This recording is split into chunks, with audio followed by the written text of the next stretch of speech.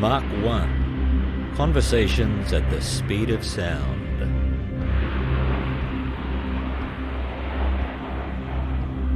We got to our patrol area and we'd been into patrol for about an hour and we were up around about 8,000 feet. And the nose operator said, "Hey skipper, I can see something on the horizon. It's black and I'm not sure." So we did a slow descent towards this and it turned out to be a submarine on the surface. So we actually checked all our briefing notes and whatever, and there was nothing which suggested that there was a submarine out of action, perhaps steaming into Pearl Harbor, because it had some unserviceability. So we decided that this guy was fair game.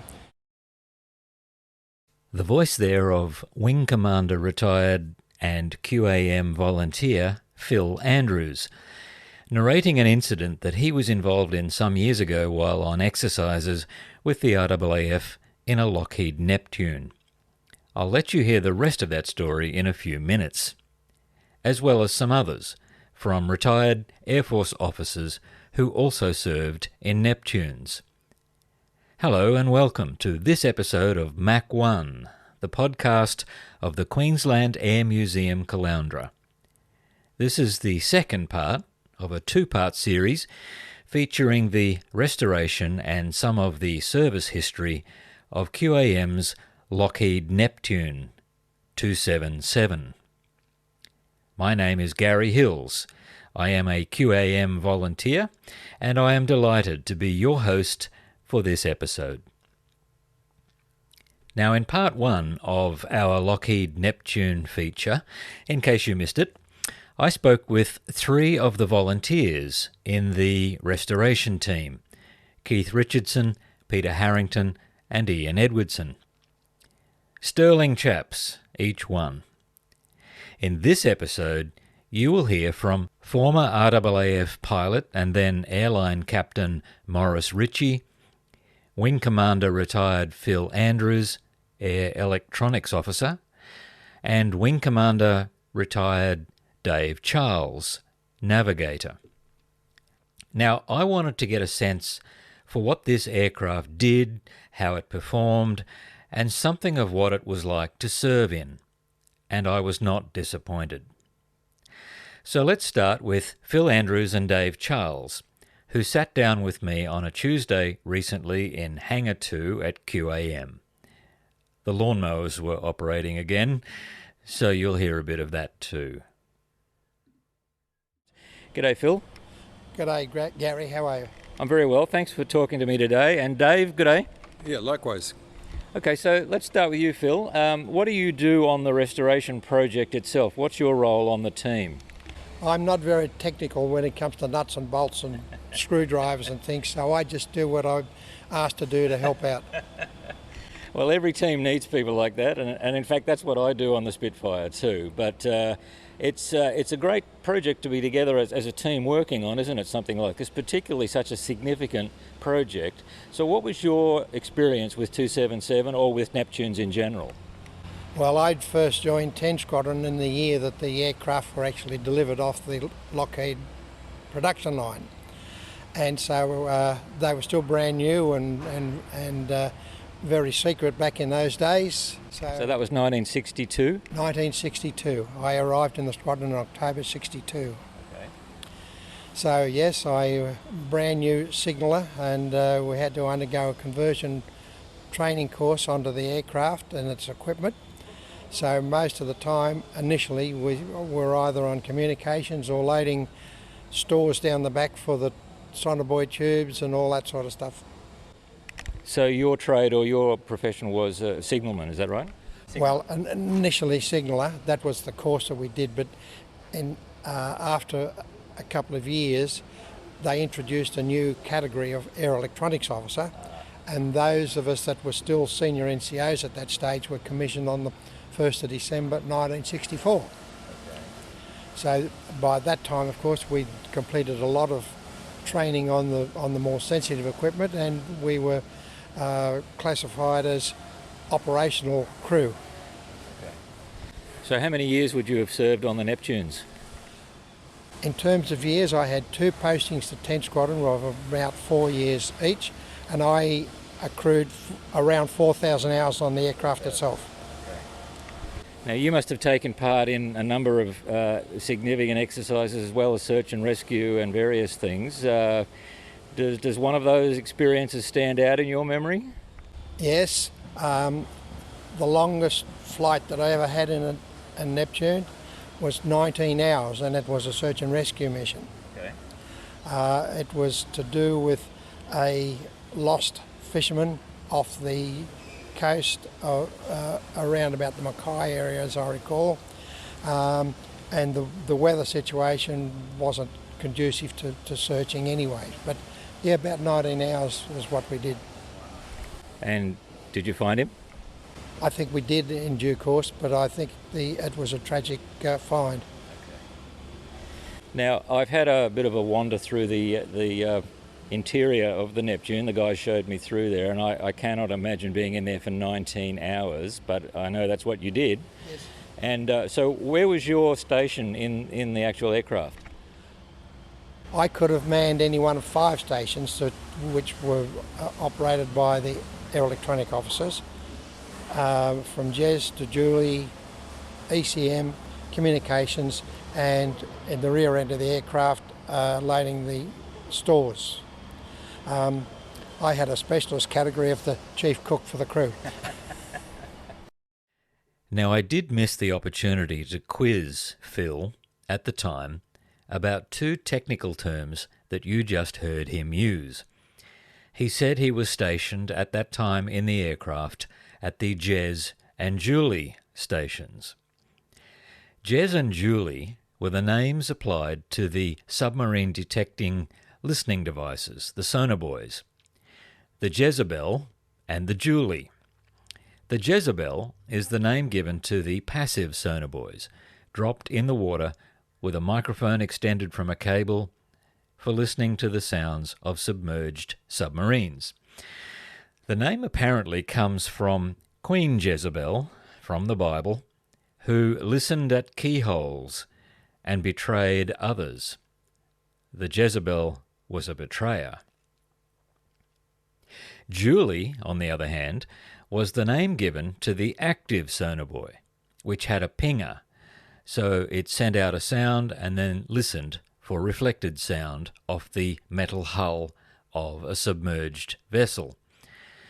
Now, it seems that the buoy was given that code name because the development team frequented a popular, shall we say, establishment after hours where one Julie Gibson performed. Now, they named it Julie because Julie makes passive buoys active. Hey, I'm just reporting what has been described to me. Feel free to add a comment in the Mach 1 hangar if I've managed to get that wrong. By the way, you'll see photos and videos from this episode there also in the Mach 1 hangar. Now back to Phil Andrews and then on to Dave Charles. I had a specialist category of the chief cook for the crew. So you got to stand up for a while at some point in the process anyway. And what do you have how do you feel about the Neptune? What was it like to be part of serving in the Neptunes? The Neptune, to my mind, was a wonderful aeroplane. I suppose I'm biased to some extent because it was really the only aircraft that I served actively on. I reached a point in my service career where somebody said, "Your flying days are over, son, you're going to fly a desk from here on." Okay. Yeah. I can give you one story, operational story. Please. We were on an ANZUS exercise operating out of Hawaii, and our crew was the last crew on this particular exercise. It was a daytime sortie. We had 8/8 blue sky, next to no swell, so we got to our patrol area and the crew decided that we'll use the Mark 1 eyeball as the primary search aid. So, now for our listeners, what does that mean?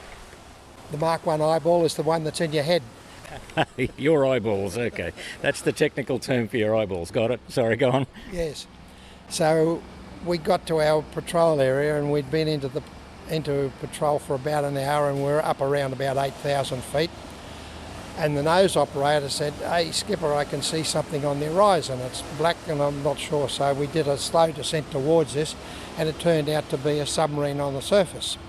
So we actually checked all our briefing notes and whatever, and there was nothing which suggested that there was a submarine out of action, perhaps steaming into Pearl Harbor, because it had some unserviceability. So we decided that this guy was fair game. So we carried out a mock attack on him, bombays open, and dropped a series of practice depth charges, which was the signal that you've just been attacked with a homing torpedo.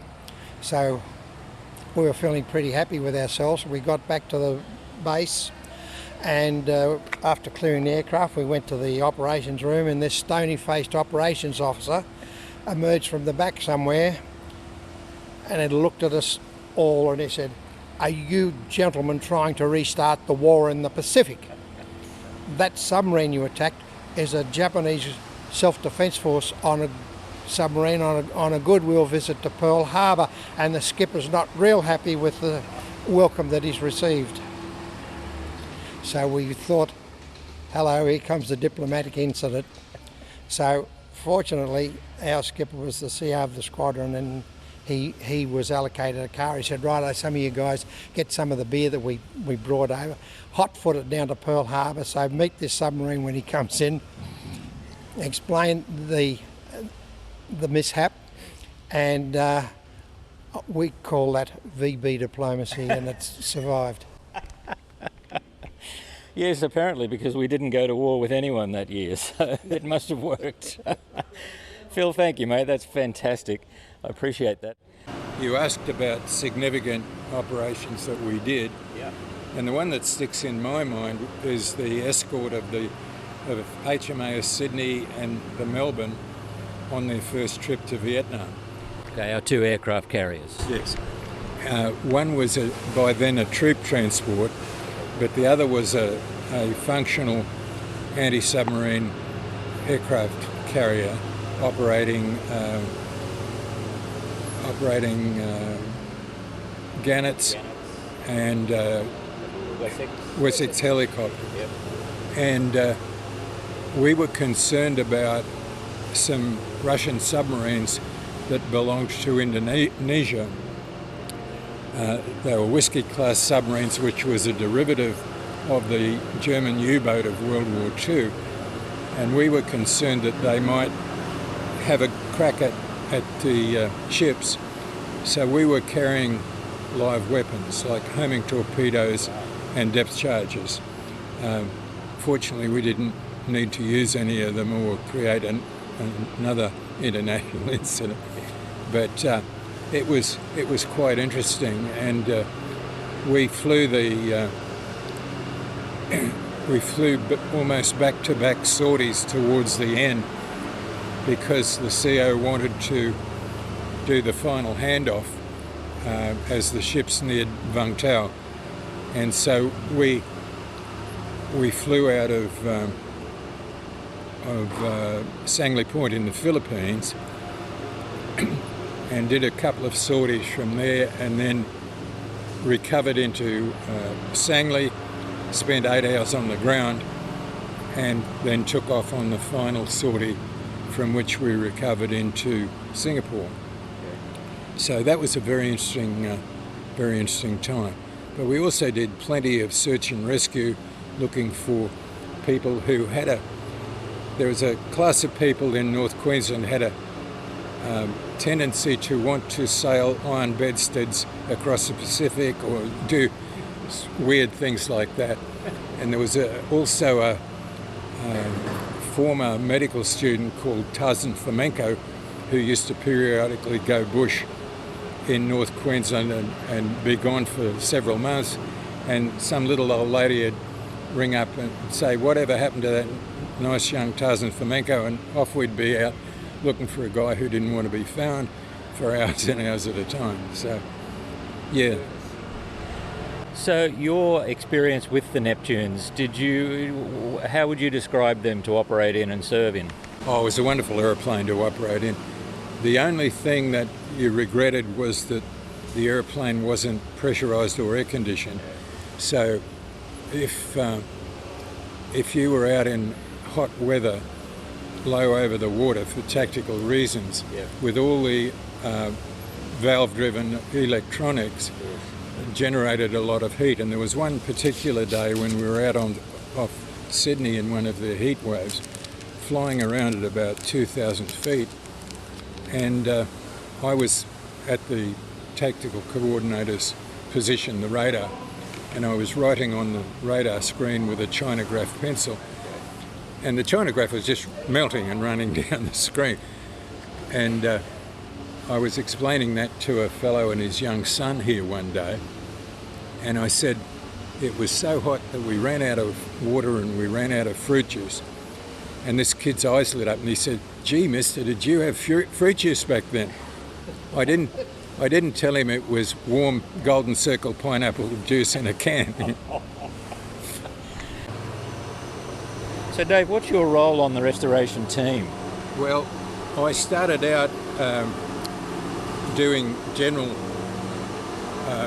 cleaning and so on, but then got around to replacing a lot of the labelling in the airplane, which has deteriorated. Yes.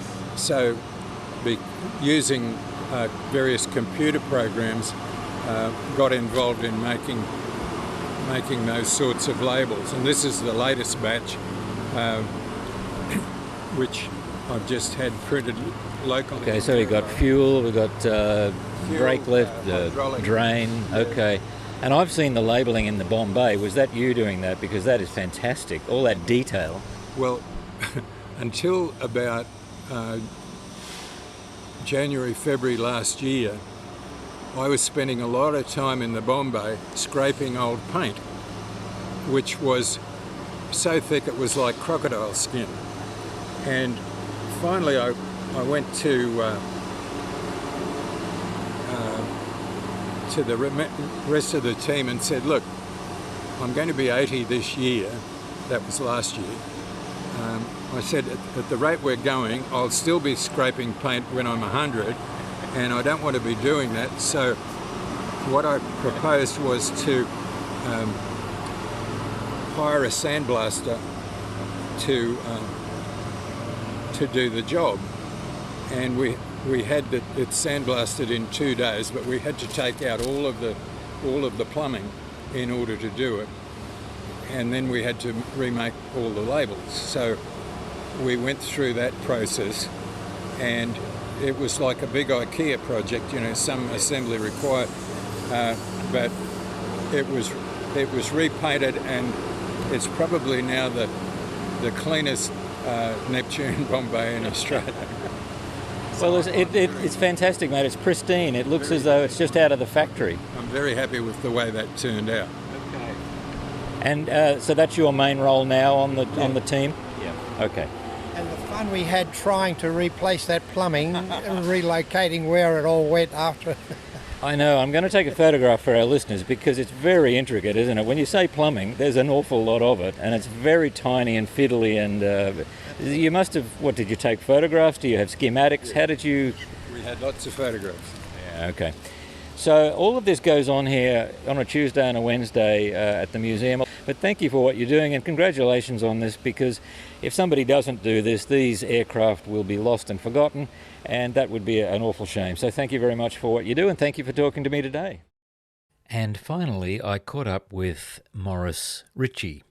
Now, I caught up with Maurice on the phone, so this is the first telephone conversation for the Mach 1 podcast. I hope that the quality of the sound is not distracting, because the conversation was absolutely fascinating. So, Maurice, you're a QAM volunteer and tour guide. Where are you from, and what's your background in aviation? All right, Garry. Well, I've been living in Brisbane for several years, since the early 80s, and my background is Air Force, flying Neptunes and P3 Orions, and then moved on to airlines, and I retired 5 years ago after flying Boeing 777s. Okay, wow, there's some stories to tell there. Okay, and you're one of our tour guides, so if somebody wants to come in and meet with you, what days are you normally at QAM? Wednesday is my normal day for touring there, okay? Okay. Well, look, I'm really keen to hear some of your recollections and stories about the Neptunes, but we've been talking to the guys who are on the restoration team, and I've talked to some others who have had some experience in aircrew. You're my first pilot, so I've been really looking forward to talking to you. What was how many hours did you have in the Neptunes? I was just checking my lookbook recently, and I flew 2,200 hours on the Neptunes before moving on to Adelaide and flying the P3s. Okay. And you were based at Townsville at number 10 Squadron?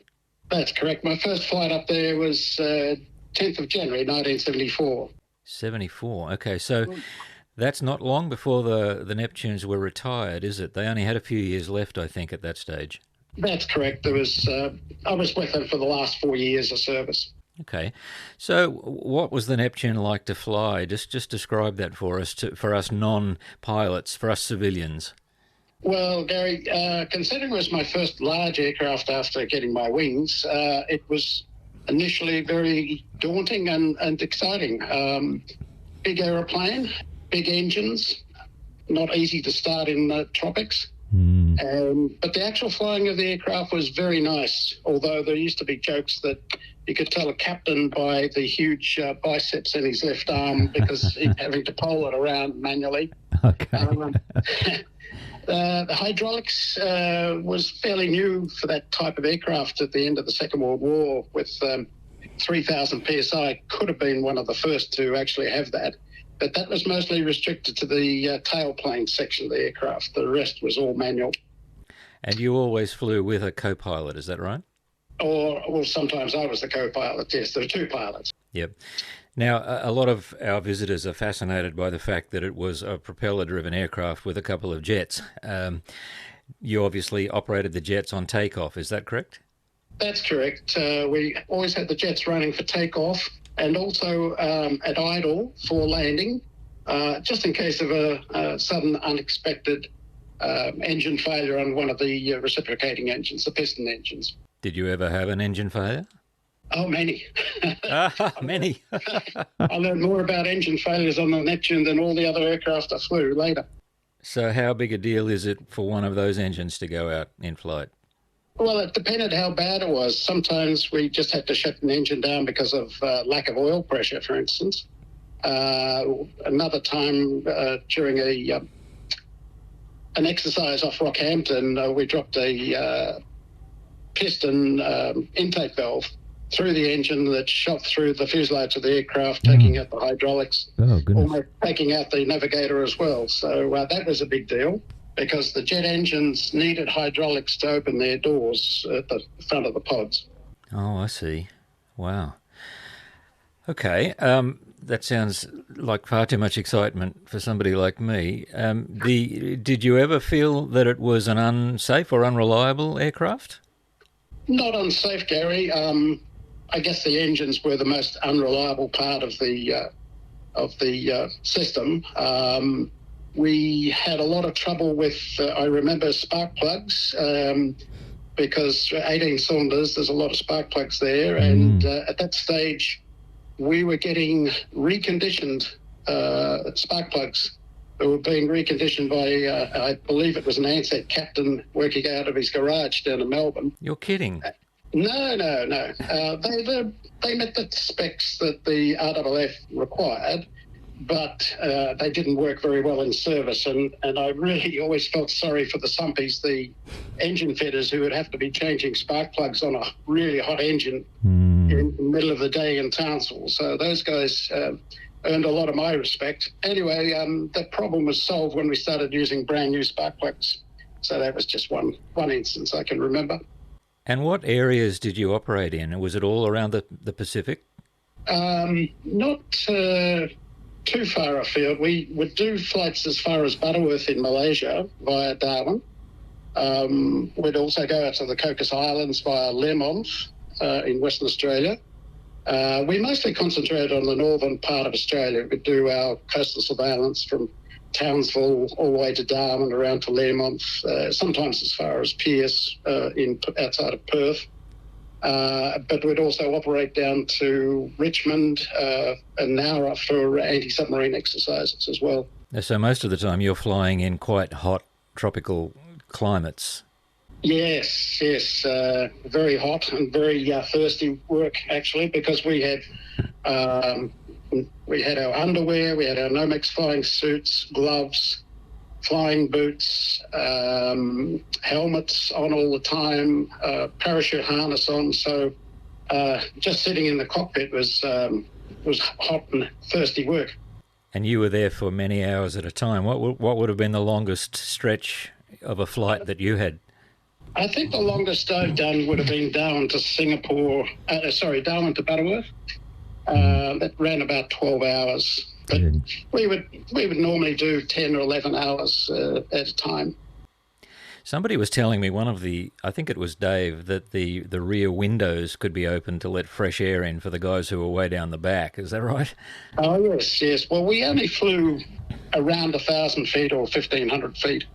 So the windows are open. The airspeed of the aircraft was not huge, so there was a very pleasant airflow going through the back of the aircraft. So, and I've shown that to people when I've taken them inside the Neptune at QAM as well. And on a hot day, they appreciate a bit of a breeze coming through for sure. Yes, I've been in there. It's an amazing space, and I believe that was where photography was performed as well, with cameras with those open windows. Yes, that's correct. You had to have a certain angle, as I remember, because of the exhaust coming off the engines. So, but that was where the photography was done. Whereas on the P3 Orion, we'd be taking the photography from the cockpit area. Right. Now, you must have been involved in some search and rescue missions? Yes, several search and rescue missions over my time, but we were always on standby. We always had one aircraft available for search and rescues, right. And that aircraft would be checked every day before it was loaded up with the Lindholm's search and rescue equipment, which is 2 life rafts and some other devices attached to that. Just looking through my logbook, and I see there's a search and rescue on Swains Reef back on 25th of May 1976, and it says in my logbook that we found the yacht on the reef. Wow. I mean, obviously that's not the design purpose of that aircraft, but in peacetime I'm guessing that was a significant role, because what else can do it when the time comes? Well, we were used for all sorts of tasks, Gary, because we were versatile. We could used by Queensland University to count whale numbers when they were in transit on their annual migration. We used to drop stores, food supplies out to the meteorology people out at Willis Island. What else did we do? Well, coastal surveillance was a primary task for us, but we also trained actively in anti-submarine warfare. Okay, and so it was a good aircraft. It was a good platform to work in. Yes, I enjoyed it. When you're able to fly a big airplane like that by hand, basically, there wasn't too much autopilot usage like an airliner, and gave you a real challenge to get the engine started and get off the ground, that's for sure. I mean, I can only imagine, like, you had a crew of, what was it, 9 or 10? Total of 10, 2 pilots, 3 navigators and 5 AEOs, airborne electronics officers. And minimum crew would have been 4, 2 pilots, 1 navigator, and 1 radio operator to check things down the back of the aeroplane. Right. Now, when you are talking to visitors at the QAM and you're showing them the Neptune and you're describing, the aircraft and what it did, I guess there are people who have all kinds of levels of knowledge and experience with different aircraft. Is that an interesting experience, talking to visitors? Oh, I love it, Gary, because I like, even people who are a little blasé about the aircraft, with a bit of encouragement can become quite enthusiastic. And being able to take them inside the Neptune particularly, I think gives them a real window into what things were like. The usual thing being that people say how small it is inside. And I like to remind them that it was designed and flew before the end of the Second World War, and it was a real war plane. Things like the Ventura, the Orion, the new P-8 Poseidon, they were all conversions of airliners, whereas the Neptune was built as a war plane, and there was very little creature comfort. Tell us about the Pandora. Yes, it was actually in my logbook. It's the last flight on the Neptune, 8th of November, 77 in 281, and we were tasked. One of our tasks was to see if we could find the Pandora using the magnetic anomaly detector. We were given a rough position on a reef, and we flew over and got a hit with the detector straight away, dropped our smoke buoys, and when the divers got there, they found the wreck straight away. And what was a little sad perhaps was that the people who the divers who discovered it were awarded a financial reward, but the actual Air Force crew that actually found it didn't get anything. Yeah, that is a shame. Well, our listeners are giving you a round of applause now for the kudos, for the expertise involved in that. So the Pandora, what was the Pandora? Well, the Pandora was HMS Pandora was a ship that was bringing back the prisoners from the mutiny of the Bounty, and ran onto the reefs up there in the north. Incredible piece of history. Yeah. And one other thing I noticed in my logbook was that one of the last few flights I did, we managed to get to 33,000 feet. Now, the Neptune's normally a low-level aircraft, but we must have had something else to do. We took it up to 33,000 feet. And I remember the air traffic controllers telling an Ansett and TAA DC-9s coming in that there was a Neptune overhead at 33,000 feet. And I thought somebody might have said, "Are you kidding?" But no, they either weren't listening or didn't care.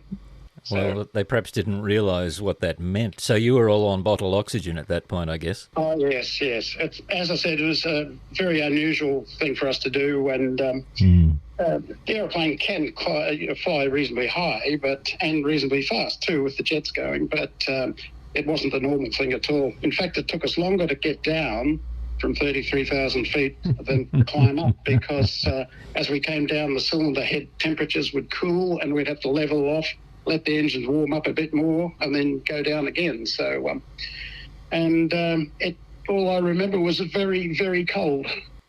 Goodness.